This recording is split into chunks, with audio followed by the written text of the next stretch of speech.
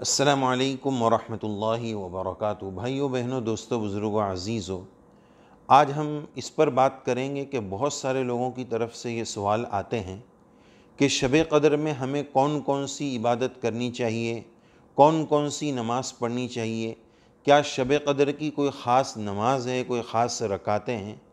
چونکہ یہ social media کا دور ہے اور ایک باڑ سی لگی ہوئی ہے کہ شب قدر کا یہ وظیفہ ہے، یہ عمل ہے، اتنی مرتبہ پڑھنا ہے، اتنی رکعتیں، اور ان رکعتوں میں یہ صورتیں پڑھنا ہے۔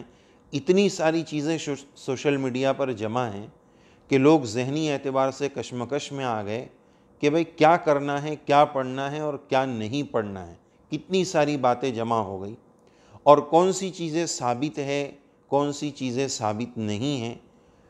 تو اس سلسلے میں ہم وضاحت کرنا چاہتے ہیں کہ شب قدر کی کوئی خاص عبادت فکس نہیں ہے، جس طرح کے شب قدر فکس نہیں ہے۔ یہ سال بھر میں رہتی ہے، رمضان میں رہتی ہے، رمضان کے آخری عشرے میں رہتی ہے۔ رمضان کے آخری عشرے کی طاق راتوں میں ہمیں تلاشنے کا حکم دیا گیا ہے۔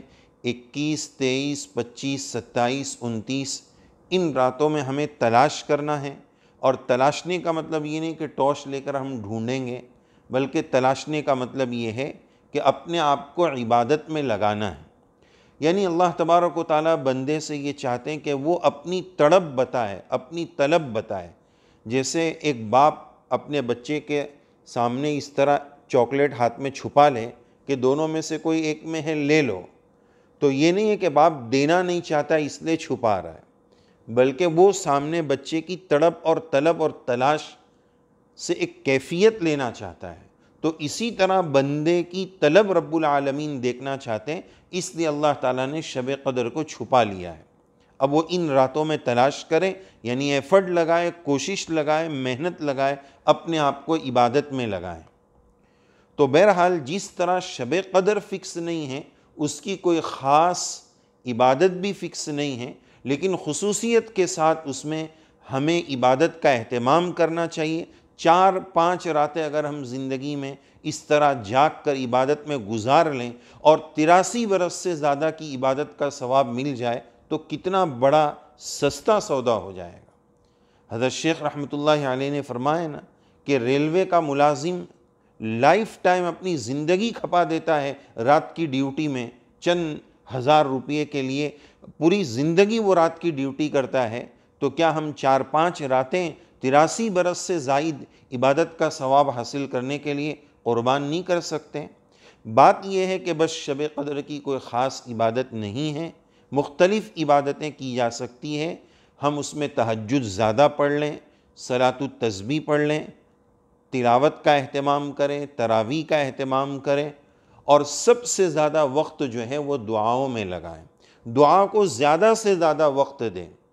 اور اسی وجہ سے اکابر نے لکھا ہے کہ زیادہ دیر عبادت کرنے کا نسخہ یہی ہے کہ عبادت کے وقت کو تقسیم کر دیا جائے کہ اتنا وقت تلاوت میں، کچھ وقت نماز میں، تہجد میں، کچھ وقت ذکر میں، اور ایک لمبا وقت دعا میں۔ الگ الگ عبادتوں کو الگ الگ وقت دیں گے تو لمبا وقت اپنے آپ کو عبادت میں لگانا آسان رہے گا۔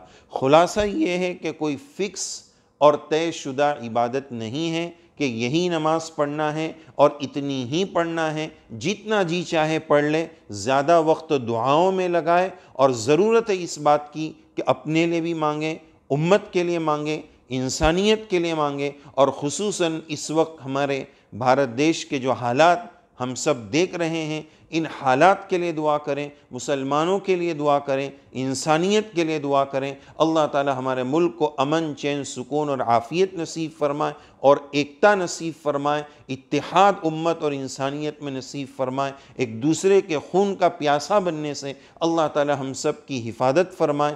تو زیادہ سے زیادہ اس رات میں ہم عبادت کا اہتمام کریں، اور ہو سکے تو اس عاجز گنہگار کو بھی اپنی دعاؤں میں یاد رکھیں، اور ہماری آسان دین چینل کی پوری ٹیم کو بھی اپنی خصوصی دعاؤں میں یاد فرمائیں۔ آمین۔ السلام علیکم ورحمۃ اللہ وبرکاتہ۔